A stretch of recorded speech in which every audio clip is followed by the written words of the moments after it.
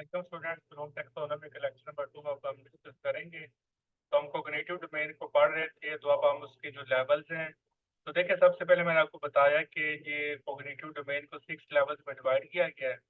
और फिर आपको ये बताया कि ये जो 6 लेवल्स हैं इनके कॉरेस्पॉन्डिंग कुछ वर्ड्स हैं जिनको आप कह सकती हैं, ट्रिक्स आप कह सकती हैं, कि ऐसे शॉर्ट वर्ड्स हैं कि जो फर्स्ट में जब यूज होती हैं तो आपसे वो पूछा जाता है कि ये कौन सा लेवल ये एक्सप्लेन हो रहा है, ये कौन सा लेवल पूछा जा रहा है। तो इन वर्ड्स को आपने याद करना है ताकि आपको पता हो कि जब ये वर्ड आ जाता है तो हमने इस लेवल पे टिक करना है। फिर मैंने आपसे बोला कि कुछ वर्ड ऐसी हैं जो 2 या 2 से ज़्यादा लेवल्स के अंदर आ रही हैं, सेम वर्ड है और वो 2 या 2 से ज़्यादा लेवल्स के अंदर आ रही हैं। तो उस केस में जो ऐसे वर्ड हैं उनको आपने सेपरेट लिख लेना है।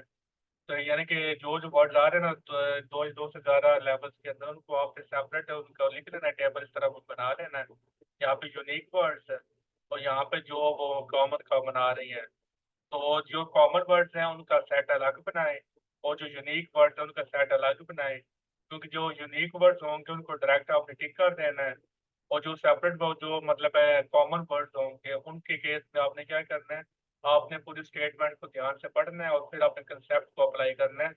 यानी कि आप कह सकते हैं कि जब जो वर्ड 2 या 2 से ज़्यादा लेवल्स के अंदर आ रही हैं उनसे रिलेटेड अगर आप पेपर में एमसीक्यू आ जाते हैं तो आपको मुश्किल का सामना करना पड़ेगा।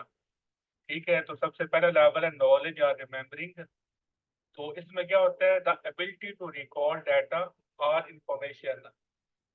तो ये आगे वर्ड्स आगे डिफाइन, आइडेंटिफाई, डिस्क्राइब, रिकॉग्नाइज, ये सारे वर्ड्स हैं जो आपने इसमें याद करने हैं। All these words are related to knowledge और रिमेम्बरिंग। नॉलेज पुरानी टेक्सोनॉमी में और रिमेम्बरिंग न्यू टेक्सोनॉमी में। दोनों टेक्सोनॉमी के जो आपके नाम वो आपको याद होने चाहिए। तो जैसे मैंने आपको बता दिया था, कंप्रिहेंशन क्या होता है, it is defined as ability to grasp the meaning of material. यानी कि यहाँ पर हम अंडरस्टैंड करती हैं, उसके मीनिंग को हम वो मतलब पढ़ती हैं, उसको समझती हैं। तो उसको फिर आगे के कोरस्पॉन्डिंग वर्ड ये है, इनको भी आपने देख लेना है। तो अप्लाई के एप्लीकेशन क्या होता है, application refers to the ability to use learned material in the new and concrete situation. इस तरह अगर आपको पेपर दे दिया जाता है, आपको कंपेटिटिव एग्जाम में आप बैठ जाते हैं, तो उसको आप क्या करती हैं, आप उसको अप्लाई करती हैं, यूज करती हैं। तो उसको क्या बोलते हैं, उसको एप्लीकेशन बोलती हैं। एनालिसिस क्या होता है, at this point they begin understand our underlying structure to knowledge and also are able to distinguish between fact and opinion. के एनालिसिस करने के बाद आप इस काबिल हो जाते हैं कि आप फैक्ट एंड ओपिनियन के दरमियान आप डिफरेंस क्रिएट कर देती हैं। जिस तरह एक न्यूज़ आती है, सोशल मीडिया आप यूज़ करती हैं, फेसबुक आप यूज़ कर रहे हैं, वहाँ पर एक न्यूज़ आ जाती है और नीचे जी किसी वो चैनल का नाम लिखा हुआ है, तो आपके सामने न्यूज़ आई और नीचे चैनल का नाम लिखा हुआ है।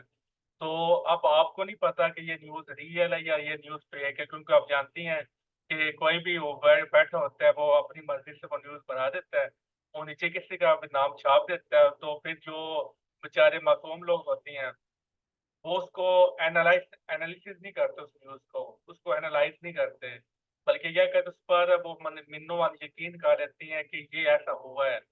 फॉर एग्जाम्पल एजुकेटर्स की जॉब्स का वो उसने स्क्रीनशॉट लगा दिया कि वज़ीर तालीम ने बोला है कि एजुकेटर्स की जॉब्स नहीं आनी।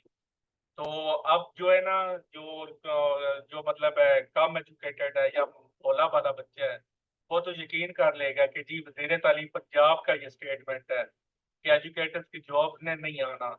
लेकिन जो एजुकेटेड बंदा होगा, पढ़ा लिखा बंदा होगा, तो क्या करेगा, उस न्यूज़ का एनालिसिस करेगा, उसको तोड़ेगा, उस पर रिसर्च करेगा, उसको वो सारा वो देखेगा कि ये न्यूज़ क्या वाकई वज़ीर तालीम पंजाब ने बोली है या नहीं।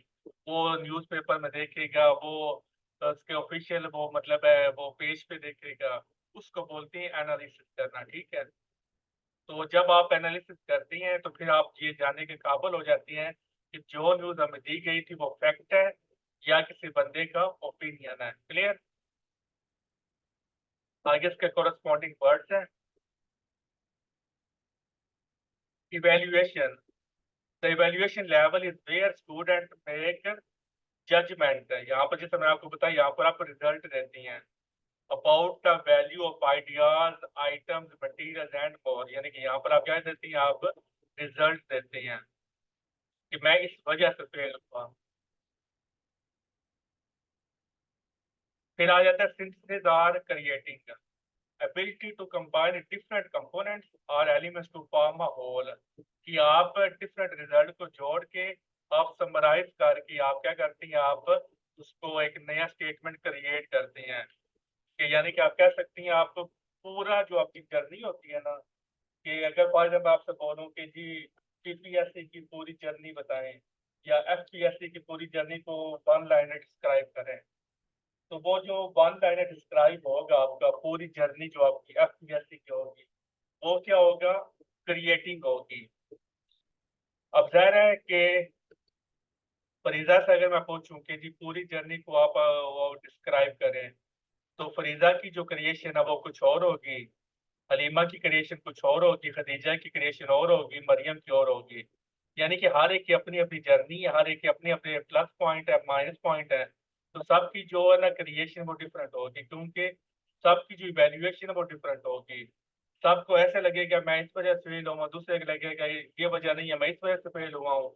तो यानी कि आपने क्या करना है, आपने पूरी कंबाइन जो है ना समराइज करना है कि एफपीएससी में हम लेक्चरार कैसे बन सकते हैं। तो ये है क्रिएशन। कि क्रिएशन का मतलब है कि आपने नॉलेज में इजाफा करना है लोगों के, आपने नई चीज ऐड करनी है, आपने नई चीज बनानी है। क्लियर?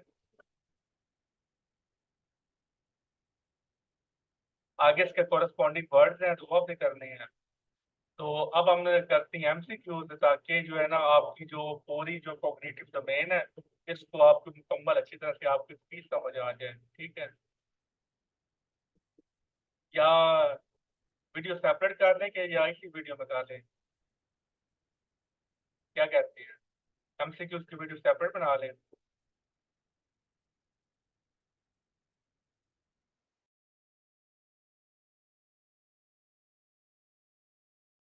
ऐसे करते हैं क्योंकि बाकी जो हमारे सारे लेक्चर्स है ना, उस मैम से कि उसके जो लेक्चर है वो सेपरेट है, तो इसकी फिर आप वीडियो सेपरेट बना लेती हैं। तो मैं ये डिस्कनेक्ट करके दोबारा आपको लिंक सेट कर दूँ। ठीक है? आप दोबारा से ज्वाइन करें ताकि जो हमारा एक पैटर्न चला होगा ना वो फॉलो रहे। ऐसे फिर आपको भी आसानी हो जाए कि सर्च करने। इसी लिंक से आपने दोबारा ज्वाइन करना है, यूँ लिंक नहीं होगी इसी लिंक से। ठीक है?